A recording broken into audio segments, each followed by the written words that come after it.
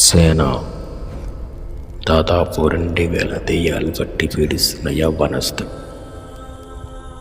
సమాధుల్లో జీవిస్తూ రాత్రి వాళ్ళు ఒళ్ళు కాయలు పరుచుకు సంఖ్యలతో కట్టుకున్న బిగ్గరగా కేకలు వేస్తున్న సేన నుండి యేసును చూసి పరిగెత్తుకుని వచ్చి ఆయనకి నమస్కారం చేసిన సేనాను దెయ్యాలు, సర్వోన్నతుడైన దేవుని కుమారుడా, నాతో నీకేమి, నన్ను బాధించకము అని దేవుని పేరిట ఆనబెట్టుకునని చెప్పిన బిగ్గరగా కేకలు వేసిన సేనా ఆ దెయ్యములో ఆ మనిషిని విడిచిపోమ్మని దేవుడు ఆజ్ఞాపించను.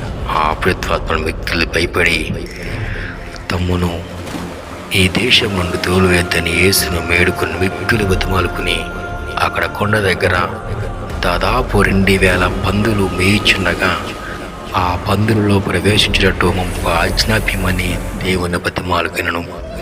దేవుడు ఆ రీతిగా సెలవీయగా ఆ మనిషిని విడిచిపెట్టి ఆ అపవిత్రాత్మలు ఆ పందుల గుంపులో చేరి ఇంచుమించు 2000 సంఖ్య ఆ ప్రాంతమంతా సముద్రంతో గడావుడిగా పరిగెత్తుకుని పోయి సముద్రంలో పడి ఊపిరాడక 2000 పందులు ఆత్మలో చచ్చిపోయాను.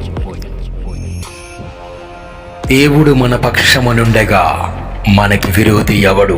ఏ సాతానుడు నిలబడడు. దేవుని కుమారుడా, నీ పేరేమని? సేన.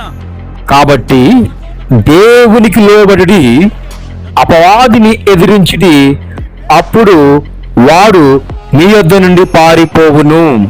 ఆమేన్. నా యొక్క వీడియోస్ చూసి సబ్స్క్రైబ్ చేసి నన్ను ఫాలో అవుతున్న ప్రతి ఒక్కరికి నా నిండు వందనం. దేవుడు మిమ్మల్ని దీవించునుగాక. ఆమేన్.